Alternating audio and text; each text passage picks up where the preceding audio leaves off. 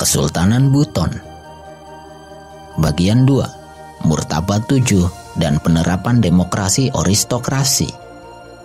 Tahun 1538, Laki Laponto dilantik oleh Syekh Abdul Wahid menjadi penguasa Buton dengan gelar Sultan Murhum Kaimuddin Khalifatul Khamis atau yang juga dikenal dengan Sultan Muhammad Kaimuddin I. Sebelumnya, Laki Laponto sudah menjadi Raja Buton selama 20 tahun, menggantikan Mulai. Pada masa inilah, Islam secara resmi menjadi agama negara dan Buton beralih menjadi kesultanan. Laki Laponto kelak mendapatkan julukan sebagai Raja terakhir dan Sultan pertama. Naiknya Sultan Murhum membuat 4 kerajaan kecil menggabungkan diri ke dalam Kesultanan Buton. 4 kerajaan itu meliputi Kerajaan Wabula, Kerajaan Todanga, Kerajaan Bombonawulu, dan Kerajaan Batanga. Seiring pengaruh Islam yang semakin menguat, maka hukum kerajaan pun mengalami penyesuaian. Hukum tata negara yang sebelumnya bersifat kerajaan diubah menjadi kesultanan yang berasaskan agama Islam. Sultan Murhum selama masa kepemimpinannya berupaya keras menjadikan Kesultanan Buton sebagai pusat penyebaran agama Islam di seluruh wilayah kekuasaannya.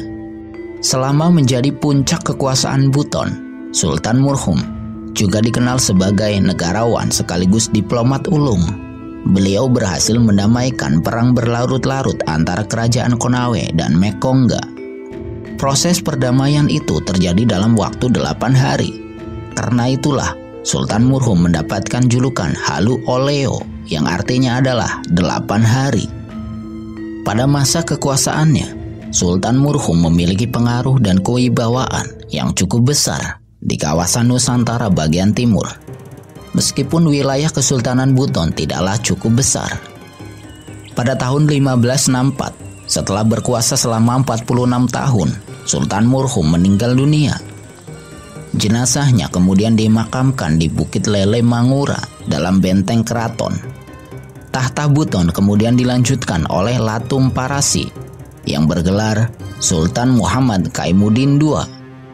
Pada masa-masa selanjutnya, Kesultanan Buton berjalan dengan cukup stabil.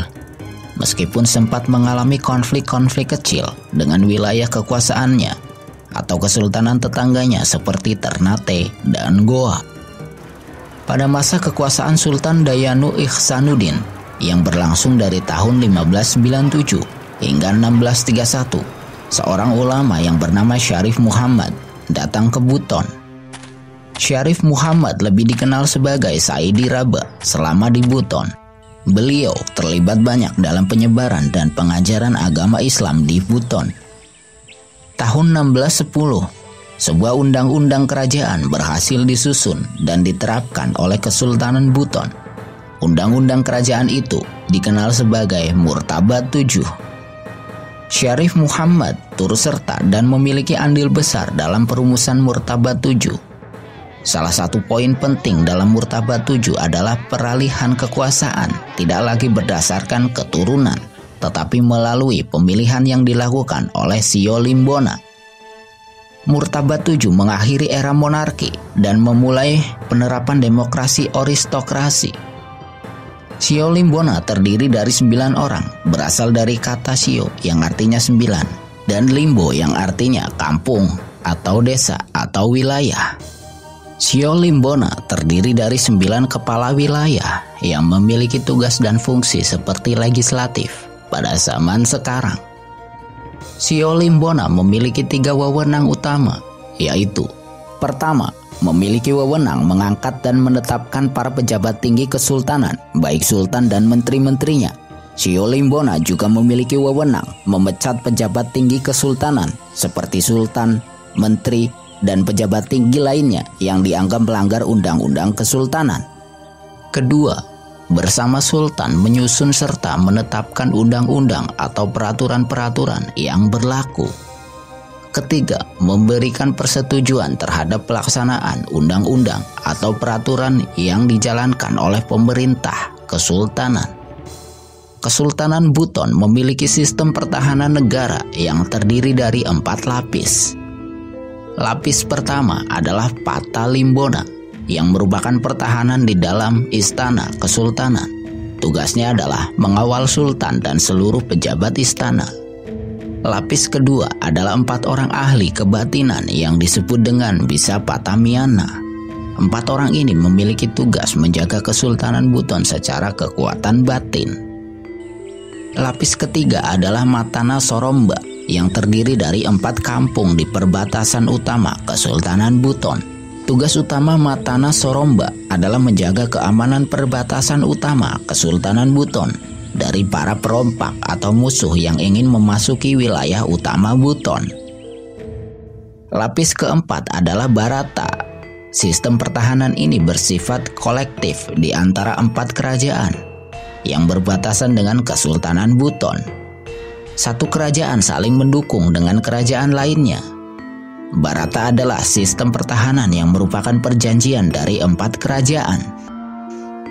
4 kerajaan yang terlibat dalam pertahanan Barata adalah Kerajaan Muna, Tiworo, Kalisusu, Kaledupa. 4 kerajaan tersebut memiliki otonomi dalam mengelola urusan dalam negeri masing-masing.